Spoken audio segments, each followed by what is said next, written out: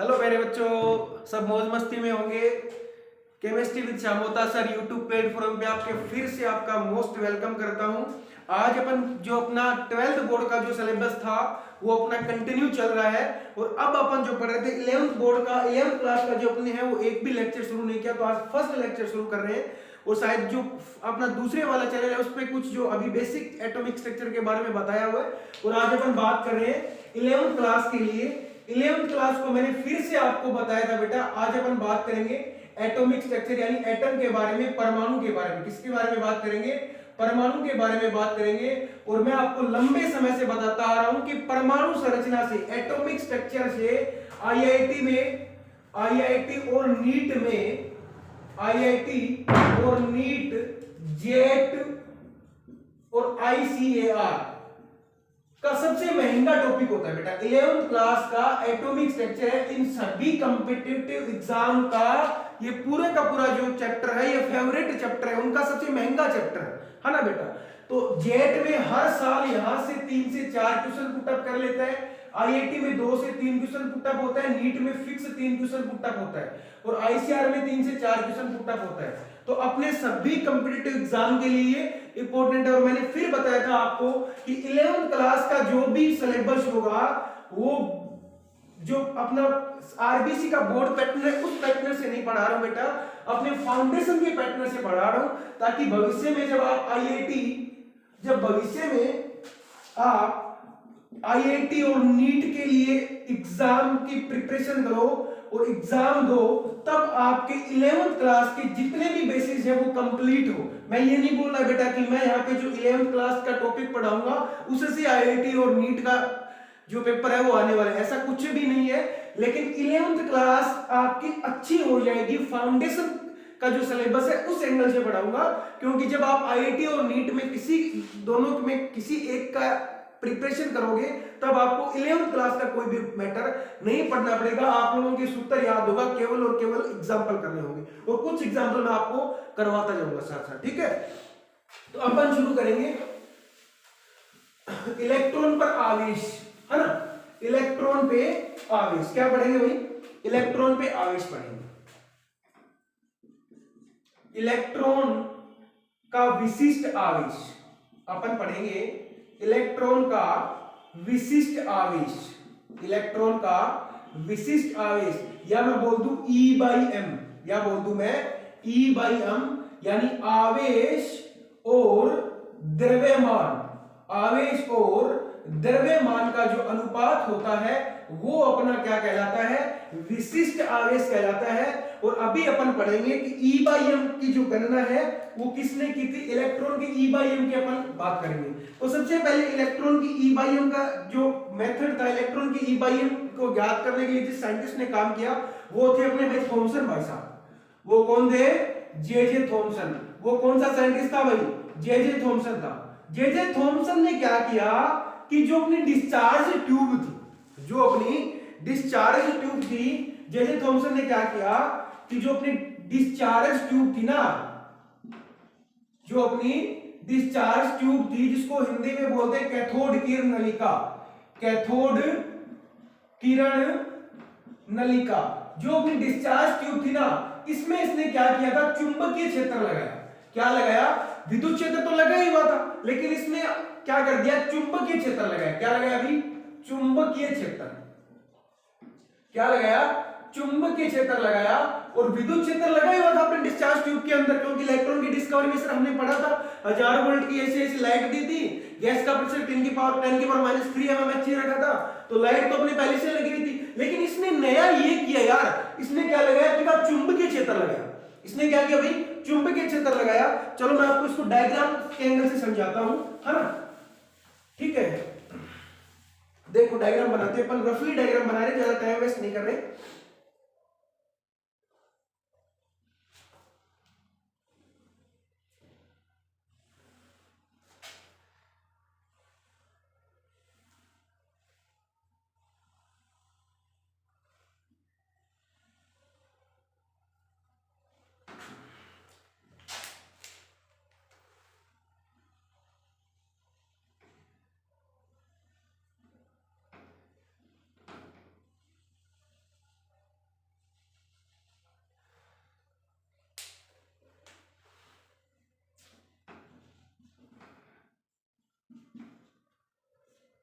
और ये है जिंक सल्फाइड का लेप यानी फ्लोरोसिक चार्ट।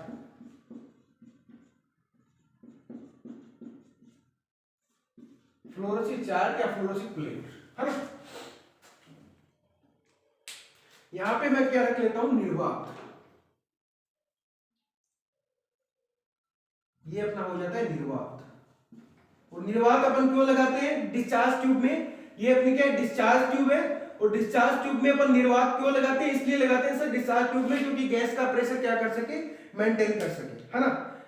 और ये अपना हो गया कैथोड और ये अपना हो गया भैया एनोड।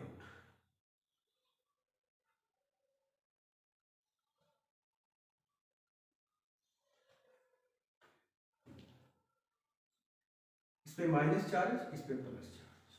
ये अपना हुआ कैथोड और ये अपना हो गया एनोड, है ना। ये अपना विद्युत क्षेत्र हो गया, ये अपना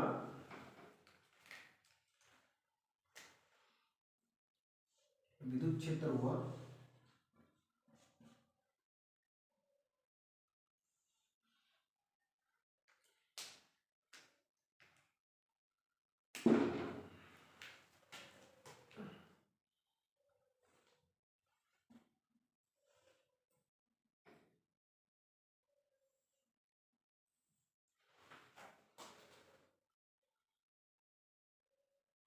और ये अपना हो गया चुंबकीय क्षेत्र।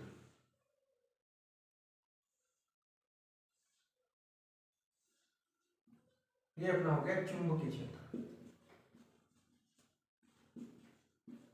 चुंबकीय क्षेत्र। ये अपना इलेक्ट्रॉन, है ना। यहां से रे निकल रही थी, उसके अंदर इलेक्ट्रॉन था, है ना। अब देखो, अब इलेक्ट्रॉन का जो विशिष्ट आवेश था बेटा E/m था, उसका मापन करने के लिए अपने थॉमसन भाई साहब ने क्या किया कि सर थॉमसन भाई साहब ने ये नया पता किया कि इस डिस्चार्ज ट्यूब में, इस कैथोड की नलिका में इसने क्या लगा दिया भैया, चुंबकीय क्षेत्र और विद्युत क्षेत्र दोनों क्या लगा दिए, एक दूसरे के लंबवत लगा दिए। ये अपना विद्युत क्षेत्र है ना। जैसे मान लो ये अपना विद्युत क्षेत्र और ये अपना हो गया चुंबकीय क्षेत्र, है ना। ये अपना विद्युत क्षेत्र हुआ, ये अपना चुंबकीय क्षेत्र हुआ। यानी डिस्चार्ज ट्यूब के अंदर सर इसने क्या किया, थॉमसन भाई साहब ने चुंबकीय क्षेत्र और विद्युत क्षेत्र क्या लगा दिए, दोनों एक साथ लगा दिए, है ना। ये लाइट अपनी डिस्चार्ज ट्यूब में पहले से थी। ये लाइट थी कितनी बेटा, 1000 वोल्ट। कितनी थी, 1000 वोल्ट की लाइट थी। गैस का प्रेशर निर्वात इसलिए लगाया था सर क्योंकि गैस का प्रेशर मेंटेन कर सके। अब भैया इसने क्या देखा कि यहां से जो रे निकल रही थी, कैथोड से रे निकल रही थी, वो इलेक्ट्रॉन था। हमने इलेक्ट्रॉन की डिस्कवरी तक अच्छे से पढ़ लिया सर। लेकिन सर मजे वाली बात ये है कि जब इसका विशिष्ट आवेश अपन पढ़ते हैं, विशिष्ट आवेश अपन ज्ञात करते हैं, तब यहाँ पे ये अपना विद्युत क्षेत्र और ये अपना चुंबकीय क्षेत्र एक दूसरे के लंबवत है बेटा, है ना। तब इसने क्या किया, देखा कि केवल विद्युत क्षेत्र लगाया जाए। अगर इस डिस्चार्ज ट्यूब के अंदर केवल विद्युत क्षेत्र लगाया जाए तो इलेक्ट्रॉन एक ही तरफ जाता है, इलेक्ट्रॉन एक ही तरफ जाता है, यानी बिंदु एक ही तरफ जाता है। अगर केवल चुंबकीय क्षेत्र लगा दिया जाए, केवल चुंबकीय क्षेत्र लगा दिया जाए, तो ये जो अपना इलेक्ट्रॉन है ये किसकी तरफ जा रहा है, सी की तरफ जा रहा है ना। कि भाई साहब अगर केवल विद्युत क्षेत्र लगाया जाए इस डिस्चार्ज ट्यूब के अंदर, चुंबकीय क्षेत्र को एक बार के लिए हटा दिया जाए, तो ये वाला जो इलेक्ट्रॉन है ना वो अपने तिरछी दिशा में गति करके ए से टकरा रहा है। यानी अपने को कब पता चलता है कि सर यहां से इलेक्ट्रॉन फ्लोरोसिक चार्ट पे जाके टकराते हैं, तब वहां से लाइट उत्पन्न होती है, फ्लक्स उत्पन्न होता है। तब अपने को पता चलता है कि सर जो इलेक्ट्रॉन है वो अपनी सीधी दिशा में गति नहीं कर रहा। अगर भाई साहब दोनों क्षेत्र साथ में लगाए जाए, अब थॉमसन ने क्या किया, दोनों फर्स्ट टाइम ने इसने क्या किया, केवल एक क्षेत्र लगा के देखा। ये जो थॉमसन भाई साहब ने क्या किया, फर्स्ट टाइम में केवल इस पे विद्युत क्षेत्र लगा के देखा, तो जो इलेक्ट्रॉन था वो तिरछी दिशा में गति कर रहा था, बिंदु ए से टकरा रहा है ना, पॉइंट ए से टकरा रहा है। जब इसने केवल चुंबकीय क्षेत्र लगाया तो पॉइंट सी से टकरा रहा है ना। अब इसने क्या किया, दोनों क्षेत्रों को बेटा क्या कर दिया, साथ में लगाया, तो इसने पाया कि भैया इलेक्ट्रॉन है ना वो केवल अपनी वापस से सीधी दिशा में गति कर रहा है और बिंदु बी से टकरा है ना। और बी को मैंने यहां पे नोट किया क्योंकि फ्लोरोसिक चार्ट था कि भैया इससे बात ये निकलती कि दोनों इलेक्ट्रॉन, दोनों क्षेत्र, जब आप इलेक्ट्रॉन पे एक दूसरे के लंबवत लगाते चाहते हो तो इलेक्ट्रॉन है ना वो सर अपनी सीधी दिशा के अंदर गति करता है, और इस ए और सी के दोनों के मापक्रम से इसने इसका क्या बताया, विशिष्ट आवेश बताया। क्या बताया इसने, विशिष्ट आवेश बताया, है ना। तो इसके विशिष्ट आवेश का सूत्र क्या हो जाता है, यहां पे लिख लो बेटा, है ना। इसको यहां से रफ कर रहा हूं, एक बार इतने का स्क्रीनशॉट ले लो, इसका स्क्रीनशॉट ले लो अच्छे से डायग्राम का। फिर बता देता हूं कि इसने जे थॉमसन ने क्या किया, डिस्चार्ज ट्यूब ली, जो कि इलेक्ट्रॉन की डिस्कवरी में अपन ने पहले से पढ़ी हुई थी। अब इसने नया इतना ही किया कि सर इलेक्ट्रॉन की डिस्कवरी में जो विद्युत क्षेत्र और चुंबकीय क्षेत्र नहीं लगाया गया था, लेकिन इसने अब की बार क्या कर दिया, इसमें एक विद्युत क्षेत्र लगा दिया और एक चुंबकीय क्षेत्र एक दूसरे के लंबवत लगा दिए इलेक्ट्रॉन के। जबकि इसने देखा कि सर केवल और केवल अगर विद्युत क्षेत्र लगाया जाए, केवल और केवल अगर विद्युत क्षेत्र लगाया जाए, केवल लाइट का पीरियड दिया जाए तो इलेक्ट्रॉन ए से टकरा रहा था, अगर केवल चुंबकीय क्षेत्र लगाया जाए तो इलेक्ट्रॉन सी से टकरा रहा था। लेकिन सर दोनों क्षेत्र एक दूसरे के लंबवत लगाए जाए तो इलेक्ट्रॉन अपनी सीधी दिशा में गति कर रहा था और बी पे जाके टकरा रहा था, है ना। ये अपना जिंक सल्फाइड था। जिंक सल्फाइड का लेप इसलिए किया गया क्योंकि फ्लोरोसेंस चार्ज था जिसमें इलेक्ट्रॉन टकराता है, तो अपने को लाइट फ्लैक्स उत्पन्न होता है, जिससे अपने को पता चलता है कि इलेक्ट्रॉन कहां पे जाके टकराएगा। समझ में आया बेटा यहां तक बात अच्छे से, है ना। इस डायग्राम का स्क्रीनशॉट लो फटाक जल्दी से लो, है ना, फिर अपन इसमें आगे बढ़ेंगे। उम्मीद करता हूं स्क्रीनशॉट ले लिया होगा। चलो रफ कर रहा हूं।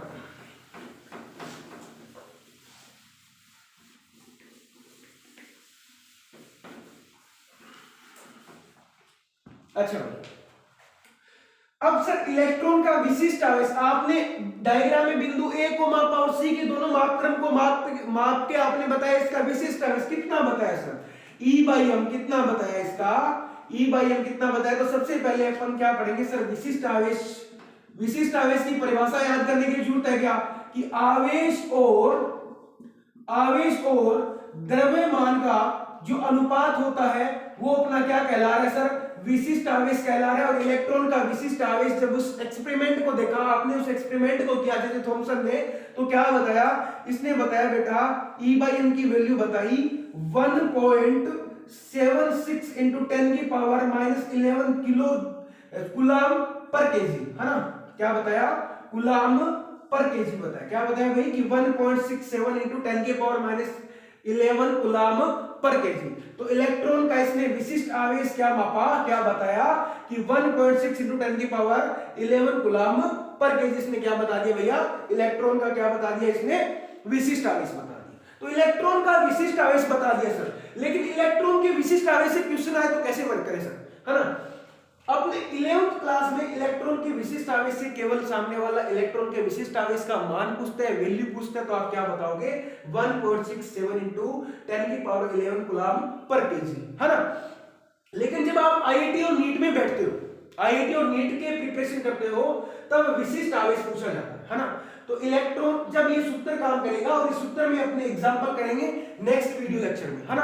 तो उसमें आपको मैं बहुत सारे एग्जांपल कराऊंगा, अपन आवेश ज्ञात करना सीखेंगे, ठीक है बेटा। तो आवेश की परिभाषा रखने की जरूरत पड़ी क्या, थॉमसन का एक्सपेरिमेंट आप लोगों की समझ में आया, मैं एक्सेप्शन करता हूं आप लोगों से। नहीं समझ में आया तो कमेंट बॉक्स में बताओ, दोबारा पढ़ेंगे, कोई दिक्कत नहीं, है ना। तो फिर एक बार इसका चलो रिविजन कर लेते हैं कि सर सबसे पहले हम लोगों ने डिस्चार्ज ट्यूब ली। डिस्चार्ज ट्यूब पे थॉमसन भाई साहब काम कर रहे थे। थॉमसन भाई साहब ने क्या किया था सर, कि थॉमसन भाई साहब ने क्या किया कि विद्युत क्षेत्र और चुंबकीय क्षेत्र दोनों एक दूसरे के लंबवत लगा दिए। जब केवल उसने विद्युत क्षेत्र लगा के देखा भाई साहब, तब जो कण था वो विचलित होकर बिंदु ए से टकरा रहा था, है ना। जब केवल चुंबकीय क्षेत्र लगाया तो इलेक्ट्रॉन अपना सी से टकरा रहा था। लेकिन जब दोनों की प्रेजेंटेशन में, यानी दोनों क्षेत्र की उपस्थिति के अंदर, यानी विद्युत और चुंबकीय क्षेत्र दोनों लगाए जाए, तब इलेक्ट्रॉन अपनी सीधी दिशा में गति करके बिंदु बी से टकरा रहा था। यहां तक कोई डाउट क्लियर हुआ, है ना। फिर ए और सी के इस मापक्रम को इसने माप के विशिष्ट आवेश बताया सर इलेक्ट्रॉन का, वो कितना बताया 1.67 into 10 की पावर 11 कूलम पर केजी। कितना बताया भैया 1.67 into 10 की पावर 11 कूलम पर केजी बताया। समझ में आया यहां तक, है ना। अब आपसे विशिष्ट आवेश की डेफिनेशन पूछ ले तो आप क्या बताओगे बेटा कि सर विशिष्ट आवेश की हमसे डेफिनेशन पूछेंगे तो हम बताएंगे आवेश बटा द्रव्यमान का अनुपात क्या कहलाता है, विशिष्ट आवेश कहलाता है E/m कहलाता है ना। ठीक है बेटा, तो यहाँ पे E है जो आवेश है, E है जो यहाँ पे आवेश है E/m में, ठीक है। और m के यहाँ पे E है, ये बेटा इलेक्ट्रॉन का द्रव्यमान, ये क्या हुआ इलेक्ट्रॉन का द्रव्यमान। अब विशिष्ट आवेश में अपन और न्यूमेरिकल करेंगे, वो अपन नेक्स्ट वीडियो लेक्चर में। तो 11th क्लास का चैप्टर भी सिलेबस है वो शुरू हो गया बेटा, 12th का अपना प्रॉपर चल ही रहा है, ठीक है। Thank you.